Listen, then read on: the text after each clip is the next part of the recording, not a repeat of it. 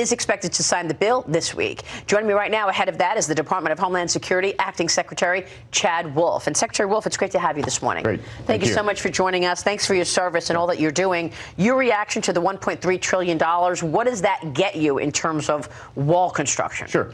1.3 gets us about 70 miles of new border wall. So combine that with the money that we have in 17, 18, 19, the money that we're using from DOD as well. And we've got significant amount of money to build a significant amount of wall. So we're anticipating by the end of 2020 that we have somewhere between 400 and 450 miles of new wall. Has the sentiment changed in terms of the money allocated toward the wall? Certainly the Democrats have been pushing back, really trying to stop any money from other agencies going to the wall. How do you feel about that?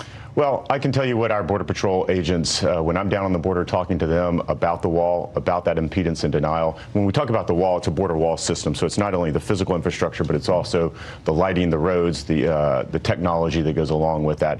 And what they're saying is they need that border wall system to do their jobs day in and day out. So I fully support the president, the administration, and what we're trying to do to get as many miles of that wall built as quickly as possible. We're showing pictures right now is when I took the show to the wall, the southern border. We went to El Paso, and I was just stunned by the number of children coming across alone, by the number of people who didn't know where they were going. They were just making the trek, and it was so easy to cross from Juarez, Mexico, right into El Paso, Texas. There's that, it's supposed to be a river, but it was dry, so it was incredibly easy. I just went over to Juarez and came back. I think what's startling are politicians and others who say the wall doesn't work, and that's just not true. That's not the facts that we have. Where you look at San Diego or Yuma, Arizona, where a wall goes up, the illegal border crossings, the apprehensions go down. And what that allows the Border Patrol to do is actually to funnel individuals coming across our border illegally to ports of entry or to other areas that they are better equipped to handle them in.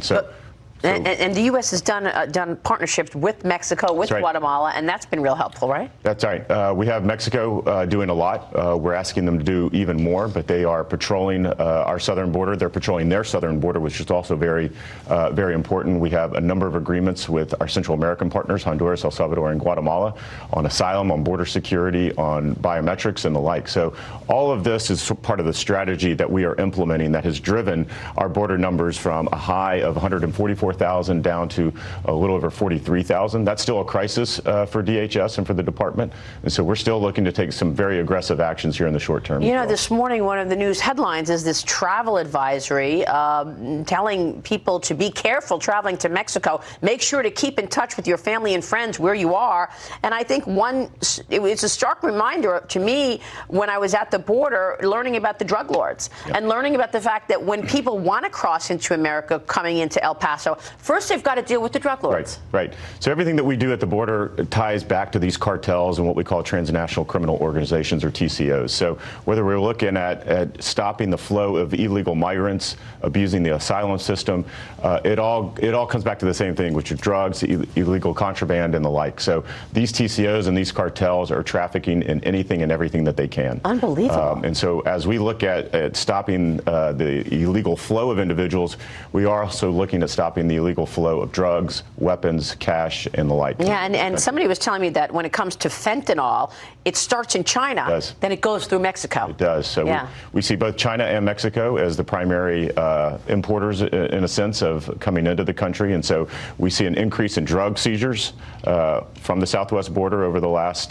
fiscal year. And so that's concerning to us as well. Secretary, let me ask you about sanctuary cities. Obviously, this is another issue. State legislators in Wisconsin introducing a bill to ban cities in that state from becoming sanctuaries, meaning cooperation with federal immigration enforcement would be severely limited. Does this bill strengthen national security? What do you make of this? And then I got to ask you about driver's license for illegals. Well, I would say sanctuary policies are very concerning to us, whether they're in Wisconsin, North Carolina, which I was in several weeks ago, or the like. And so what this does, what sanctuary city policies do generally are not protecting those communities. They're not protecting law enforcement.